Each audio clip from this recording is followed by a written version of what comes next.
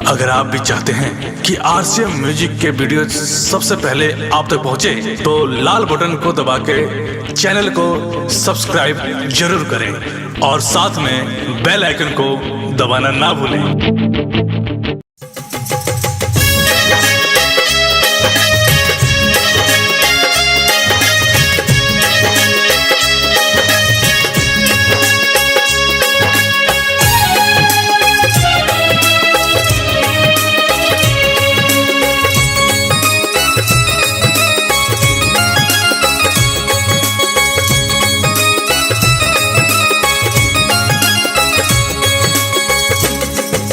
आइए मैं आपको एक कहानी सुनाने जा रही हूँ जिसमें स्वर स्मिता सिंह जी ने दिया है और ये कहानी ज्योति रघुवंशी द्वारा बताई जा रही है। आइए सुनते हैं इस कहानी को।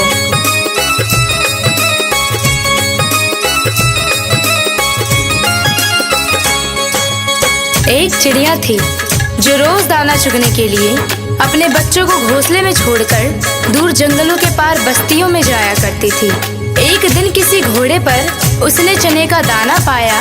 वह उसे लेकर चक्की में दरने के लिए गई। दाल दरते दरते एक दाल खूंटे में फंसी रह गई। एक ही दाल बाहर निकली। चिड़िया ने उसे निकालने की अपनी ओर से बहुत कोशिश की, लेकिन वह सफल नहीं हो सकी।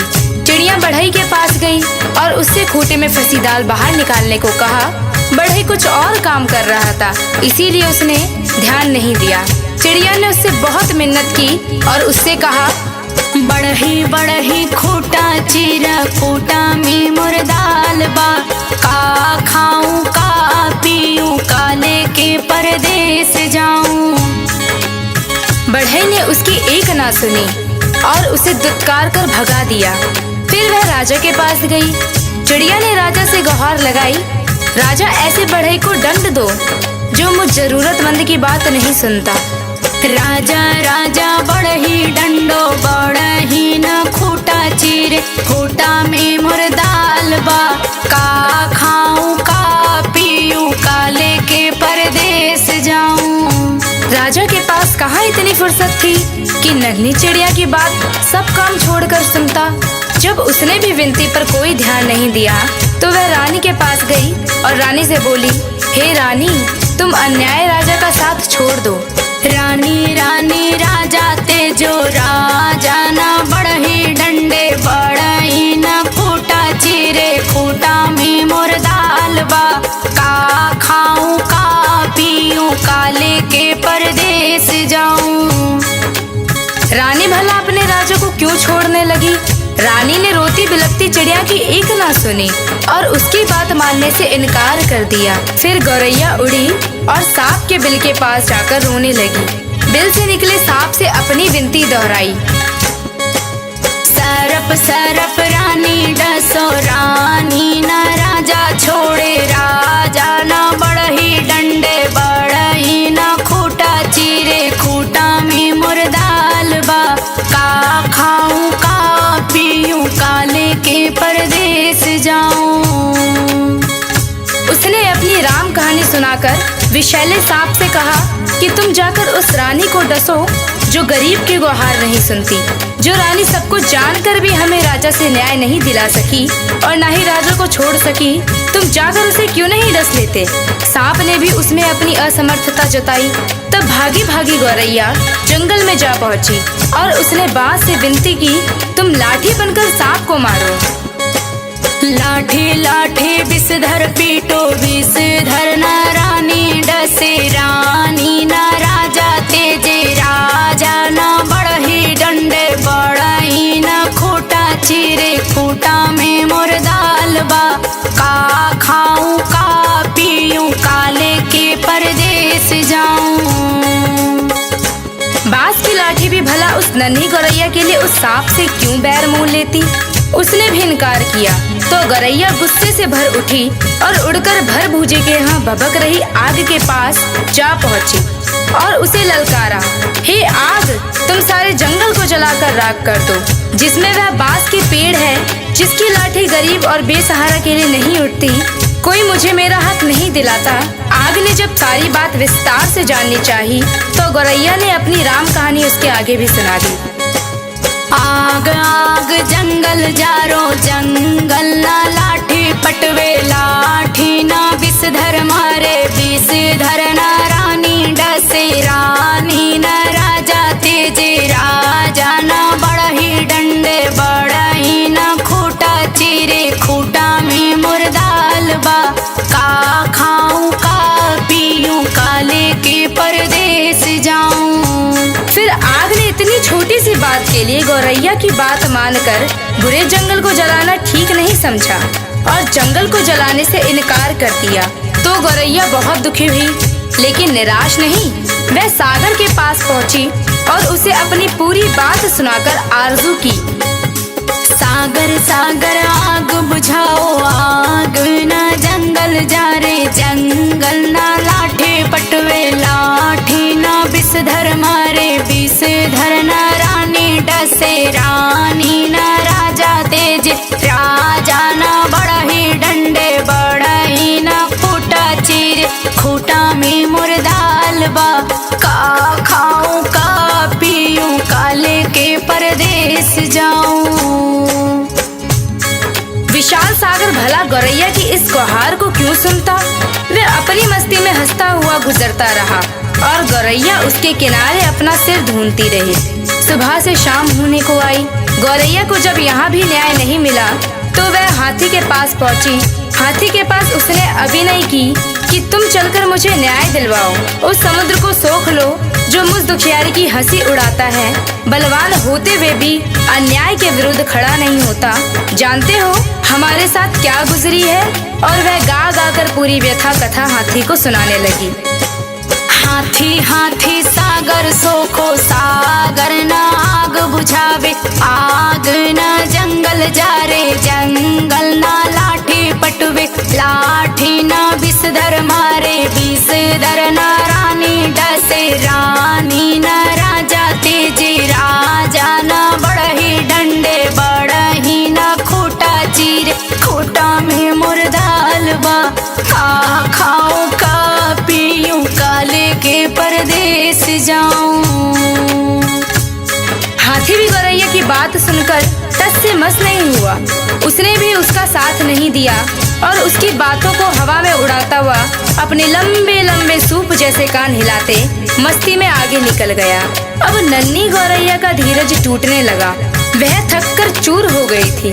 जहाँ की तहाँ बैठी लाचार सी होकर आंसू बहाने लगी। सारी दुनिया उसे अंधेरी दिखाई देने लगी। किस किस से उसने अपनी कहानी नहीं सुनाई, लेकिन किसी ने उसकी मदद नहीं की। बेसहारा लाचार की करुण पुकार पर कोई ध्यान नहीं देता। तभी उसके पैरों के पास एक नन्ही सी चींटी आकर उसका हाल पूछने लगी। उसने देखा नन्ही नन्ही चींटियों की एक लंबी कतार एक के पीछे एक बहुत ही अनुशासित ढंग से चली आ रही है। उसने ध्यान से देखा उनका अद्भुत संगठन और अथक परिश्रम। वे बड़ी फुर्ती तत्परता और सुनियोजित ढंग से अपना काम मिलजुल कर किए जा रही थी। चींटियों ने आकर उसे घेर लिया और गौरैया से पूरा वृत्तांत सुना। सुनकर सहानुभूति के साथ बोली, बहन, इस दुनिया में रोने गिड़गिड़ाने से काम नहीं चलता और ना ही बैठकर आंसू बहाने से कुछ होता है।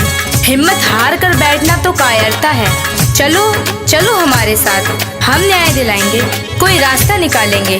चलते चलते चिड़िया यह सोचती रही कि भला ये नन्ही नन्ही चींटियां मेरी क्या मदद करेंगी, जबकि बड़ों बड़ों ने मुझसे मुंह मोड़ लिया और मेरे किसी काम ना आए। खैर चलो देखते हैं, कोई तो मेरी मदद के लिए आगे आया है। चींटी बहना हमारा साथ देने चली है तो उसकी फौज भी तो है उसके पीछे।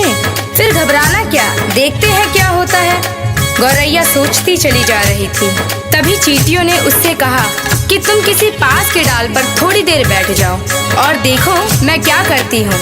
कैसे पहाड़ जैसा हाथी मेरे इशारे पर नाचने लगता है और तुम्हारे काम के लिए दौड़ा दौड़ा समुद्र के पास जाता है। हिम्मत हारने से कुछ नहीं होता, मिलजुल कर जुगत लगाने से ही समस्याओं के समाधान का रास्ता निकलता है। गौरैया फिर से पास के पेड़ के डाल पर जा बैठी और चकित होकर चींटियों की असंभव सी लगने वाली बातों को कारगरों से अपनी आंखों के सामने देखती रही। चींटी धीरे धीरे हाथी के पैर से सरककर उसके कान तक जा पहुंची।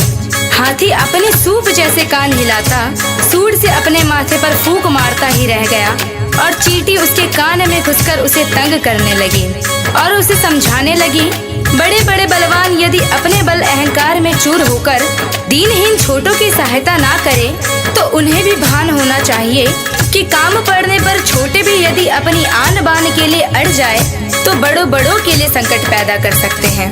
अभी तो मैं अकेले आई हूँ, किंतु मेरे पीछे असंख्य चींटियों की लंबी कतार चली आ रही है। कहीं सबने एक साथ चढ़ाई कर दी तो लेने के देने पड़ जाएंगे। अपने प्राण संकट में क्यों डालते हो? मेरी नेक सलाह यही है कि तुम सीधी तरह चलकर गौरैया का काम करो, नहीं तो आगे समझ लो मरता क्या ना करता। हाथी झुंझलाहट और घबराहट में चींटी की बात मानने को लाचार हो गया। वह यह कहते हुए गौरैया के काम के लिए सागर को सोखने को तैयार हो गया।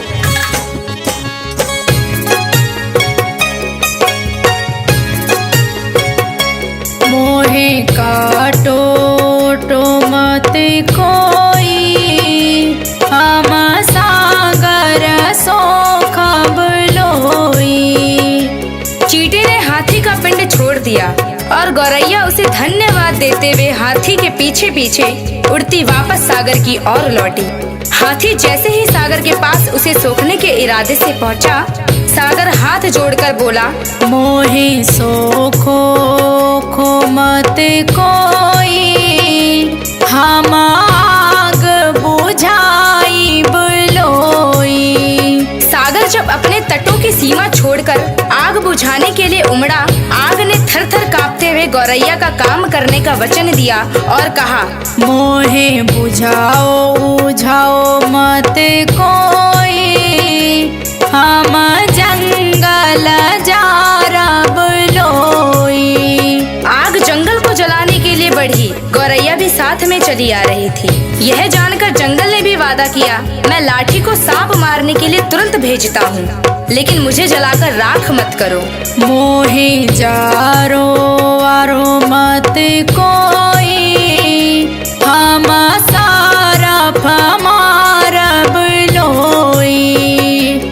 सांप की क्या मजाल जो जंगल की बसवारियों में अनगिनत लाठियों की मार से भयभीत ना हो। उसने भी बिल के बाहर आकर गौरैया को भरोसा दिया, मोहे मारो वारो मत कोई, हम रानी के डासब लोई। रानी ने जब सांप को महल में आते देखा और उसके साथ गौरैया को आते देखा तो वह पूरी बात का अनुमान कर पसीने पसीने हो गई। उसने हाथ जोड़कर विनती की, मोहे डसो सो मत कोई, हम राजा के तेजब लोई। रानी के उस वचन के बाद भला राजा क्यों अपने हट पर टिकता? उसे तो गौरैया की धीरज, अथक परिश्रम और सूझबूझ का समाचार मिल चुका था। उसने अपनी लापरवाही और अन्याय के लिए क्षमा मांगते हुए फौरन बढ़ई को बुलाने का वचन दिया और कहा, मोहे तेजो जो मत कोई, हम बढ़ई के दंडब लोई। फिर क्या, बढ़ई ने राजा के सामने आकर गौरैया की बात ना मानने का अपराध कबूल किया और थर थर कांपते हुए राजा से गिड़गिड़ाकर विनती की, मोहे डंडो डो मत कोई, हम खूटा के चीरब लोई। गौरैया को और क्या चाहिए था? गौरैया बढ़ई के साथ उस चक्की के खूंटे के पास पहुंची जिसमें चने की दाल फंसी हुई थी। बढ़ई ने खूंटे से दाल निकाल कर दी और गौरैया उसे अपनी चोंच में लेकर अपने घोंसले में जा पहुंची, जहां उसके नन्हे नन्हे बच्चे जब से वह गई थी उसकी राह में आंखें बिछाए भूखे प्यासे बैठे थे। बच्चों ने चहचहाकर उसका स्वागत किया और वह अपनी चोंच से चने का दाना अपने बच्चों को खिलाने लगी और गुनगुनाकर पूरी कहानी सुनाने लगी कि कैसे उसने अपनी हिम्मत से काम लिया, बड़ों बड़ों ने उसकी बात मानकर उसकी मदद की, लेकिन जब वह केवल रो गिड़गिड़ा रही थी तो किसी ने उसकी बातों पर ध्यान नहीं दिया। मदद के लिए आगे आई तो वे चींटियां जिसकी संगठित सेना के सामने हाथी भी लाचार हो गया। सच ही कहा गया है, सब उसी की मदद करते हैं जो स्वयं अपनी मदद करना जानता है। डाउनलोड कीजिए RCM music official app play store से। RCM म्यूजिक के सारे ऑडियो वीडियो डाउनलोड करने के लिए